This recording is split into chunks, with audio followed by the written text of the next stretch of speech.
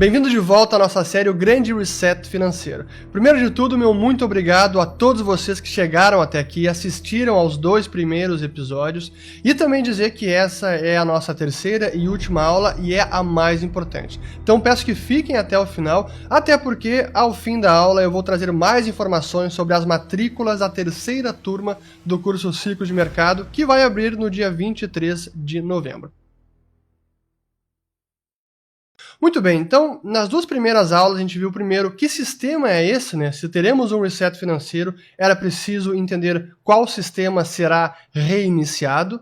Na segunda aula a gente viu como chegamos ao sistema atual, e aí nós também passamos e entendemos quais foram os outros resets financeiros, alguns desordenados, outros organizados de forma coordenada pelas principais potências do planeta. Esse foi o Acordo de Bretton Woods em 1944.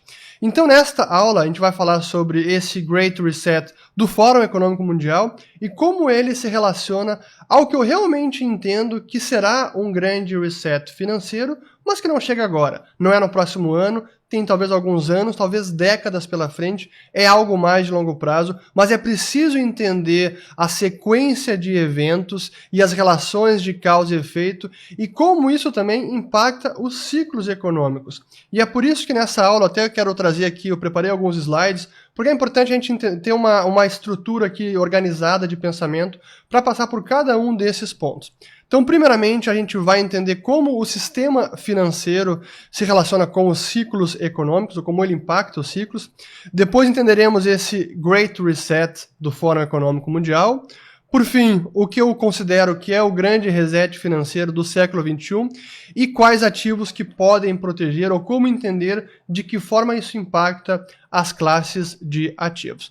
Então, muito bem, primeiro de tudo, para quem não entende nada sobre ciclos econômicos ou conhece muito pouco, ciclos são essas flutuações recorrentes e irregulares da atividade econômica global, não apenas setorial. Isso significa que acontece em toda a economia e não apenas num setor específico. E as principais magnitudes que alteram num ciclo é a produção, consumo, investimento, emprego e outros preços. E são oscilações cíclicas de duração variável. Se a gente pudesse botar aqui as fases do ciclo, nós temos primeiramente, de forma sintetizada, é claro, esse é um esquema gráfico. A primeira fase é a expansão, quando a economia vai bem, tudo dá certo, os investimentos dão certo. Essa fase de expansão dá lugar a um esgotamento do crescimento econômico, que então chega o pico de atividade ou a crise, que dá lugar à recessão econômica e, dependendo da profundidade, até mesmo uma depressão. E por fim vem a fase de recuperação da economia, onde os agentes se recapitalizam, saneiam balanços e aí podem reiniciar um ciclo de expansão da atividade econômica. E por que é importante entender ciclos e por que isso se relaciona com um grande reset financeiro? Porque a forma como o sistema financeiro hoje está funcionando, essa ordem monetária vigente, impacta diretamente nos ciclos da economia. A forma como o Banco Central reduz taxa de juros, como ele influencia na expansão do crédito pelo sistema bancário, tudo isso tem efeitos reais na estrutura produtiva da economia, nas ações dos agentes econômicos, famílias, empresas e governos também. É por isso que é preciso entender como uma mudança de paradigma no sistema financeiro também pode acabar impactando os ciclos da economia. Então vamos avançar aqui, deixa eu até botar em tela cheia. Então vamos falar desse Great Reset do Fórum Econômico Mundial, que eles estão aí divulgando bastante pelas redes sociais, no YouTube, nas suas próprias redes. E é um tema importantíssimo porque eu confesso que quem entende pela primeira vez essa ideia, ou quem assiste pela primeira vez essa ideia de precisamos reiniciar os nossos sistemas, isso realmente coloca medo nas pessoas e então eu quero elaborar melhor e explicar o que está por trás e quais são essas propostas, porque algumas são vagas, outras são mais concretas. Então deixa eu botar já aqui no nosso slide, então essa é a imagem do Great Reset, que é o título dado ao próximo evento do Fórum Econômico Mundial. Então tá aqui, esse é o tema do grande evento do World Economic Forum, que seria para esse ano, mas foi reagendado por conta da pandemia e que deve ser todo online online se a pandemia não permitir o encontro presencial em Davos, na Suíça. Mas o que eles trazem como objetivos deste novo programa que eles estão levando adiante? Redefinir o contrato social. Em alguns dos seus vídeos isso fica mais claro, parece ser uma nova relação entre empregado e empregador. A descarbonização da economia, a chamada economia verde, que tem a ver com mudança climática, já vou tratar mais desse tema. E o que eles chamam que é uma mudança no capitalismo. É preciso agora deixar de lado o capitalismo baseado nos acionistas, o shareholder capitalism, e precisamos migrar para o stakeholder capitalism, que é o capitalismo baseado em todos os participantes do ecossistema da sociedade. Não que isso esteja de tal forma equivocado, mas a forma como isso pode ser implementada como política, pode trazer efeitos adversos. E é isso que eu coloco aqui, então, como eles falam, por exemplo, na linha do ESG, que é uma sigla que significa Environmental, Social and Governance, meio ambiente, social e governança, que em tese também não tem nada de errado com isso. Quem não quer um meio ambiente mais cuidado, causas sociais que sejam também defendidas e uma melhor governança das empresas, é claro. Mas especialmente na parte do meio ambiente é que pode trazer efeitos não intencionados e que contribuem para o grande reset, que é o que eu julgo que pode acontecer. Mas estou avançando um pouco na linha de pensamento, vamos deixar para depois. Deixa eu voltar aqui então no Great Reset. E por que é importante também falar desse evento? Porque nós estamos presenciando várias lideranças aderindo a esta pauta. Você é o primeiro-ministro do Canadá, da Inglaterra, o príncipe Charles da Inglaterra, várias lideranças na União Europeia, também lideranças na Ásia, lideranças na América do Norte, o próprio presidente eleito Joe Biden também está aderindo à pauta de mudança climática, que tem muito a ver com esse Great Reset do Fórum Econômico Mundial. Então, não é apenas um grupo de pessoas distante da realidade que não pode ditar as regras. Não. Esse grupo de pessoas, a elite mundial, tem capacidade de implementar algumas dessas políticas e é preciso que a gente entenda. Então, aqui a gente tem o Klaus Schwab, que é um dos fundadores do Fórum Econômico Mundial, mostrando como, dizendo aí, né, que a pandemia representa uma rara oportunidade e estreita, uma rara janela de oportunidade e estreita para refletir, reimaginar e resetar, reiniciar o nosso mundo. E esse é um ponto importante porque esse grupo de pessoas, esta elite, está usando da pandemia, desta crise pontual, para avançar numa agenda que eu considero deletéria para a sociedade. Já vou explicar mais por quê. Mas eles estão aproveitando a crise pontual para avançar com essas ideias que, em tempos normais, talvez não fossem tão aceitas ou fossem muito mais combatidas pela sociedade, pela opinião pública. E eles têm sido muito taxativos nisso e explícitos que eles sim estão aproveitando a pandemia para levar adiante essa ideia. E aí o que ele traz aqui, que é o que a mim me preocupa, é o que ele fala que o fundamentalismo de livre mercado está erodindo os direitos dos trabalhadores, trazendo segurança e a segurança econômica, e que, assim, toda essa ideia que ele traz, inclusive em vídeos na rede social, dizendo que é preciso repensar as políticas neoliberais de livre mercado, e que elas hoje não funcionam mais. Primeiro, livre mercado sim segue funcionando. Quando os governos deixam o mercado funcionar livre e desimpedido, sem regular excessivamente, sem tributar excessivamente, sem controlar excessivamente. Então não adianta controlar o livre mercado, ele não dá as respostas esperadas, e aí a ideia é regular ainda mais, tentar controlar e restringir ainda mais a livre atuação dos empreendedores, empregados e empregadores, é o que eles estão levando adiante. Por isso que eu digo, e é o que eu coloco aqui no próximo slide, que é uma ideia de talvez essa nova ordem mundial, ou uma agenda globalista desta elite, que não tem a ver com globalização, que é mais comércio, mais fluxo de capitais entre fronteiras, não tem a ver com isso. Tem a ver, na verdade, com mais dirigismo econômico por parte de governos e de elites mundiais e de órgãos supranacionais, como o Fundo Monetário Internacional, como o Banco Mundial, como a própria ONU, as Nações Unidas, ou então o pessoal que está se congregando dentro deste Fórum Econômico Mundial. Então seria mais socialismo? Me parece que sim. Então a mudança climática, que também está no centro dessa pauta, e não que a mudança climática não seja um problema importante, eu já vou entrar mais nesse assunto, mas que a forma como eles buscam combater a mudança climática é que pode também trazer consequências não intencionadas, e que mais prejudicam do que resolvem o problema. Então, nessa ideia do Green New Deal, essa é uma peça legislativa, um programa da Alejandra Ocasio-Cortez, que é uma democrata, uma congressista democrata americana bastante radical, da linha radical de esquerda, socialista, ela abertamente fala sobre isso, e é uma ideia de bancar um programa cheio de restrições, com custos energéticos enormes, que tendem a empobrecer as nações, inclusive os Estados Unidos, e não combater a mudança climática. Esse é o grande ponto.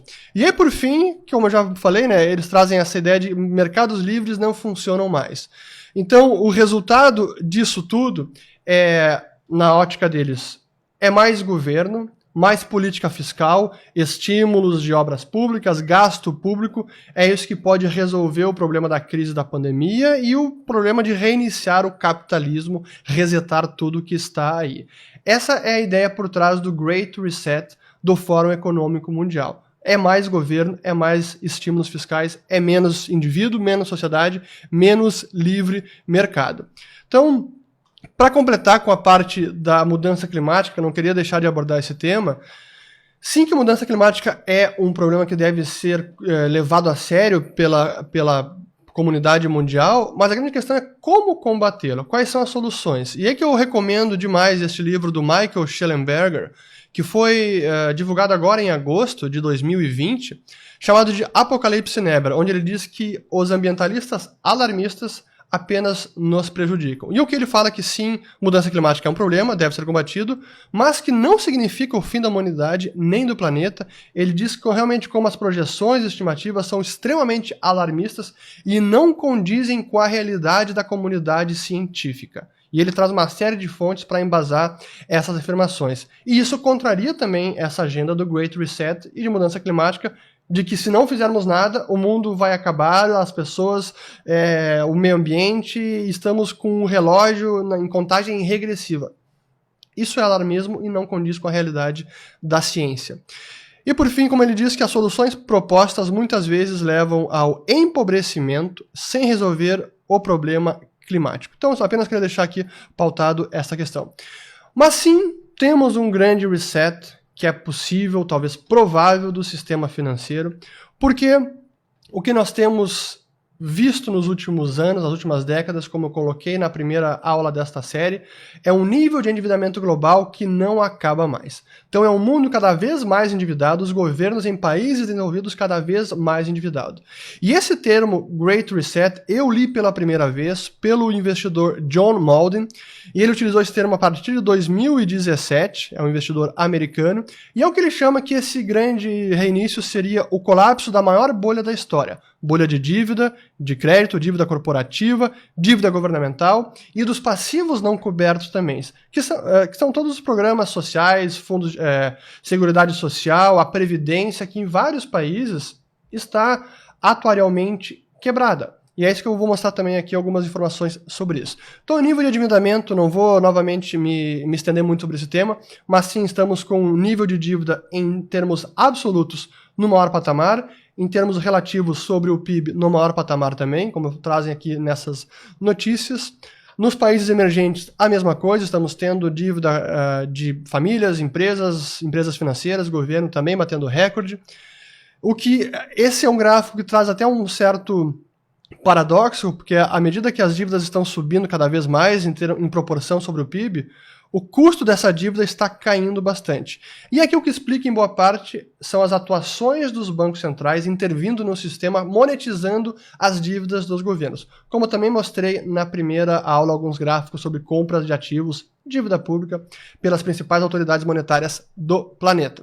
Mas seguindo, sobre os passivos descobertos ou não financiados, são todos os que os americanos chamam de Unfunded Retirement Deficits. Ou seja, todos os fundos de pensão, os programas de seguridade social, ou Medicare, Medicaid, que também está aqui, que é o programa médico dos Estados Unidos, são programas que eles trazem um fardo fiscal, um nível de gasto que não é possível de ser pago. É isso que todos os cálculos e estimativas atuariais trazem. Quando traz todos esses compromissos futuros a valor presente, os Estados Unidos, o governo americano, não tem como pagar essa dívida. E se considerar com a dívida já existente, já contratada, mas essa que está prometida, realmente leva a um cenário de insolvência do governo americano, e não apenas do governo americano, de outros governos que estão em situações similares, como é o caso do governo japonês. Por isso que a maior parte dessas dívidas de governos desenvolvidos, elas são impagáveis. Essa dívida, ela é impagável. E isso é o que pode levar a um grande reset financeiro. E é o que eu trago aqui, então, quais são os principais pontos ou consequências desse reset financeiro, que o John Malden diz que é o colapso da maior bolha da história, bolha de dívida corporativa e dívida governamental, sobretudo. Então, o que a gente pode esperar de eventos, esses são alguns dos eventos possíveis, e de novo, não estou falando que isso acontece no curto prazo, é mais a longo prazo, já vou passar aqui uma linha do tempo para vocês, uma estimativa de quando isso poderá acontecer, mas nesse grande reset financeiro, poderemos ter um calote de dívidas. Quando a dívida soberana deixa de ser um ativo seguro, sim, isso é possível. Mas esse calote de dívida seria um calote oficial, onde o governo, por exemplo, americano diz, tenho 100 de dívida e de estoque de dívida devida, mas só vou pagar 80 centavos para cada dólar devido. Ou seja, há um desconto, um calote ou haircut na dívida que está no mercado. Isso pode acontecer. É mais difícil, porque dar o calote oficial acontece poucas vezes na história. Normalmente países emergentes deram calote em dívida externa, como acontece com a Argentina, com o México aconteceu na década de 80, com o Brasil também na década de 80, mas na dívida externa, denominada na moeda não do país, em moeda forte. Normalmente os países estão endividados na sua própria moeda. Então o que acontece? Eles tendem a repagar essa dívida elevada emitindo moeda. O que me traz ao segundo ponto, que é provável que esse nível de endividamento ele seja resolvido, entre aspas, por meio da inflação, que é o que se chama do calote branco. Os governos vão inflacionar a oferta monetária, vão emitir moeda para pagar a dívida passada. Era o que o Brasil fazia na década de 80, início dos anos 90, para bancar os déficits e a dívida passada emitia moeda. E com isso era inflação galopante. É o que acontece hoje na Argentina e o que acontece hoje na Venezuela. É possível se ver isso em países desenvolvidos, uma alta inflação de 2 dígitos ou até hiperinflação? Hiperinflação é improvável, mas uma alta inflação já aconteceu na década de 70, depois do colapso de Bretton Woods, né, quando acabou a conversibilidade do dólar em ouro. Então é possível que isso aconteça novamente. Vai ser ano que vem? Não, mas possivelmente no futuro. E isso traz impacto, sim, em vários ativos que eu já vou mencionar. Da mesma forma, esse tipo de evento tecnológico que nós estamos vendo hoje, as moedas digitais e a ideia de bancos centrais emitirem suas próprias moedas digitais, a digitalização do papel moeda, isso pode ser levado a cabo sim. E se isso acontece, moeda digital de banco central, os bancos centrais começam a deter controle absoluto sobre a oferta monetária. Isso significa que o Banco Central, digamos que a gente tem uma carteira do Banco Central onde a gente transaciona, e ele pode determinar quem usa, quem não usa, quem pode receber, quem não pode receber, quem vai ter saldo bloqueado, se vão impor juros negativos, uma tarifa ao seu saldo na carteira do Banco Central. Então essa ideia de moeda digital do Banco Central que deve chegar, não é para amanhã, mas deve chegar, vai conferir aos bancos centrais controle absoluto sobre a oferta monetária. Inclusive, possivelmente, um tipo de controle até totalitário ou altamente autoritário, onde o Banco Central, por meio de seus governos, decidem quem usa e quem não usa, quanto vão inflacionar, o quanto vão destruir do poder de compra da moeda para poder pagar aquele endividamento todo prévio. Então, são cenários que a gente precisa também aqui exercitar. E mais uma possível ocorrência, que é o chamado Plano Collor Mundial. Essa é uma frase que o Luiz Stuhlberger, que é o gestor fundador da Verde Asset, onde ele diz que isso pode acontecer. O Plano Collor foi o confisco das poupanças no Brasil em 1990, e ele diz que, olha, um Plano Collor Mundial, isso em algum momento vai acontecer, já falou isso em algumas entrevistas, mas isso está décadas para frente, não é agora. Então, será que isso pode acontecer? Bom, se houver abolição do dinheiro em espécie, moedas digitais de bancos centrais, é muito fácil de implementar uma política como essa. Vai acontecer? Não sabemos. Mas num cenário de crescente endividamento público, são, de novo, alguns dos eventos que podem ocorrer. E aí, por fim, tudo isso ocorrendo, será que nesse grande reset financeiro teríamos um novo padrão monetário, uma redenominação de moeda? É possível. Seria o direitos especiais de saque do Fundo Monetário Internacional, o Special Drawing Rights, talvez, ou o Bancor, que era a moeda imaginada pelo Keynes lá na conferência de Bretton Woods, que ele queria um Banco Central Mundial emitindo uma moeda supranacional. É possível. Ou então uma espécie de Libra, que é uma nova moeda digital, bem naqueles moldes do Facebook, lastreada numa cesta de moedas. Tudo isso é possível. E aí seria o fim do dólar? É possível. O dólar segue tendo uma relevância importante, mas a economia americana vai perdendo relevância, a ascensão da China. Imaginando esse endividamento crescente, talvez daqui a alguns anos isso possa acontecer. Então, em termos de linha do tempo, o que a gente pode imaginar desse grande reset financeiro? Eu coloco aqui de 2020, 2030, 2040, 2050 e coloco aqui esse grande reset financeiro mais para 2050, digamos. Que realmente eu acho que está mais distante disso acontecer. Estamos num estado fiscal e de endividamento insustentável, mas não julgo que esse reset aconteça nessa década ainda. Talvez pode acontecer, já vou falar por quê. Mas acho que é mais tempo adiante. Então, digamos que esse grande reset financeiro aconteça mais para 2050.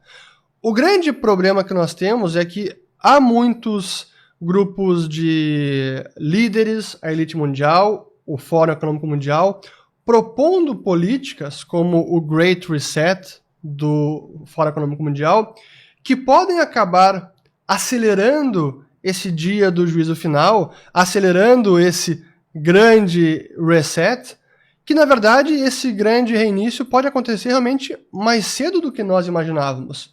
Se o Fórum Econômico Mundial e os líderes começam a abraçar mais pacotes de estímulos fiscais, mais déficits, mais endividamento, mais impressão de moeda, talvez aquele grande reset que a gente imagina que fosse chegar mais longe, comece a se acelerar esse processo e ele chegue mais cedo do que nós imaginávamos. Isso pode acontecer. Por isso que eu digo que esse Great Reset do Fórum Econômico Mundial não é o verdadeiro reset. É mais um passo neste caminho e talvez um passo que acelere nesse grande reset financeiro. Então, botando aqui de volta essa linha do tempo. E o que isso como isso se traduz para os ativos financeiros? E esse é o ponto importante. Antes de entrar nos ativos financeiros, deixa eu também fazer um parênteses também, porque quando a gente fala de novo padrão monetário, redenominação de moeda, nós brasileiros já vivemos isso no passado. Na década de 80, início dos anos 90, tivemos várias redenominações de moeda que foram resets financeiros. E o que acontece nesse cenário é que os ativos reais, eles permanecem. Há uma reprecificação, eles são redenominados na nova moeda, mas eles permanecem em existência. Imóveis, ouro, fábricas, bens de capital. Então há uma diferença entre o ativo real e o ativo financeiro. E é justamente isso que eu trago aqui nesse ponto, para mostrar como podemos entender que esse evento de grande reset financeiro, ele impacta de forma diferente os ativos reais, que não são inflacionáveis, e os ativos financeiros que podem ser inflacionados ou criados do nada, e da mesma forma que eles são criados do nada, eles também são cancelados do nada. Uma dívida governamental é isso. O governo pode emitir uma dívida e diz, vou repagar para vocês daqui a 10 anos esse montante de dinheiro. Chega os 10 anos, ele diz, olha, não posso pagar, não tenho como, vou dar o calote. Então o ativo financeiro tem essas características distintas que é importante entender. Então como pensar o impacto do reset financeiro nos ativos? Então, os ativos reais não são passivos de ninguém. Ouro, Bitcoin também é, e o Bitcoin, num cenário de moeda digital de banco central e abolição do dinheiro em espécie, tem cada vez mais valor. Importante frisar este ponto.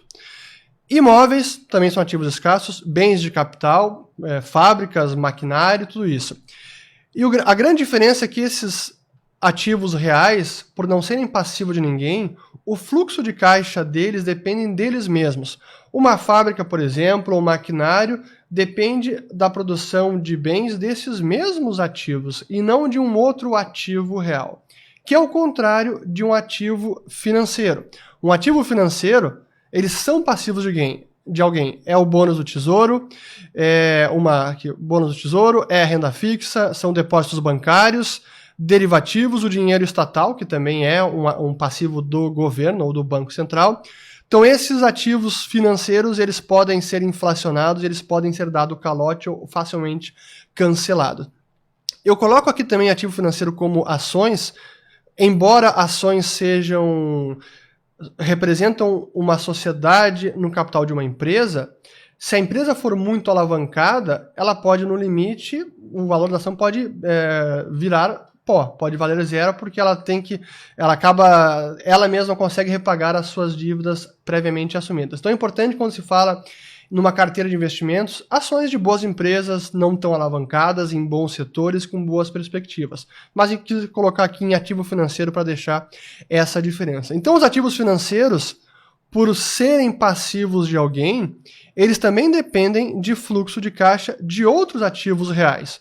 Então, a renda fixa, por exemplo, um título de dívida de uma empresa, a empresa vai conseguir repagar aquela dívida por conta dos ativos que ela tem, os ativos reais, uma fábrica, um maquinário, o capital humano, que consegue produzir bens para repagar aquela dívida. Então, o fluxo de caixa depende de outros ativos que lastreiam, de certa forma, ou estão subjacentes àquele ativo financeiro emitido. Então essas são as diferenças entre ativos reais não inflacionáveis e ativos financeiros. E num cenário de grande reset, é preciso ter isso em mente. Novamente, reitero, isso não vai acontecer ano que vem ou no próximo ano. É um processo que pode se desenrolar ao longo dos próximos anos, talvez mais algumas décadas. Mas quando a gente pensa em carteira de investimentos, quando a gente pensa nos ativos que podem ser beneficiados ou prejudicados nesse cenário, essa é uma forma que eu gosto de pensar os investimentos, os ativos. Então vamos seguir aqui. E apenas para terminar novamente, por que eu coloco aqui de volta os ciclos econômicos? Porque todo esse fenômeno e esses eventos, caso eles ocorram e chegue o grande reset, é claro que isso pode impactar o ciclo da economia. Se o Banco Central detiver o controle absoluto da moeda por meio de uma moeda digital, como isso pode impactar a expansão do crédito pelo sistema bancário? Será que o Banco Central vai começar a acreditar dinheiro na conta das empresas, na conta das famílias, para que elas gastem? Será que o estímulo fiscal ou monetário será dessa forma direta, conexão direta entre Banco Central e sociedade? Tudo isso é possível e isso pode ter consequências, inclusive para os ciclos da economia, e é por isso que eu encerro aqui esta aula, mostrando que sim, é importante entender que o grande reset financeiro também impacta os ciclos da economia. Então eu encerro por aqui esta aula, e por fim eu trago a nossa informação, como eu prometi no começo da aula, que sim, estamos abrindo as matrículas para a terceira turma do curso Ciclo de Mercado. Vai abrir no dia 23 de novembro, segunda-feira. E já convido todos vocês que têm interesse em aprofundar ainda mais para se registrar aqui na lista VIP. Deve ter um botão aqui em algum lugar da tela ou aqui embaixo. E assim você garante o e-mail com o link da inscrição. E todos os que se interessarem e deixarem o seu e-mail aqui na lista VIP vão receber o e-mail com 1 hora de antecedência antes dos demais interessados. Então essa é a nossa terceira turma do curso Ciclo de Mercado, que para quem não conhece é um curso onde a gente aprofunda com muito mais detalhamento tudo isso que foi ensinado aqui, toda a teoria dos ciclos, todas as fases, o que acontece em cada uma das distintas fases, em cada setor da economia, como as diferentes etapas da estrutura produtiva acabam sendo impactadas e como as classes de ativos se comportam em cada uma das fases do ciclo econômico. É realmente um conteúdo que eu considero fundamental. Eu sempre digo, é o curso que eu gostaria de ter feito há 15, 20 anos atrás, mas ele está aqui agora, produzido inteiramente por mim, original, e é um conteúdo que você não encontra em nenhum MBA, em nenhuma faculdade de economia, e tem impactos e pode ser muito benéfico para a sua vida financeira, para a sua vida empresarial, e inclusive para os seus investimentos. Então, deixem aqui o seu cadastro para a lista VIP e espero que tenham gostado dessa nossa série, O Grande Reset Financeiro.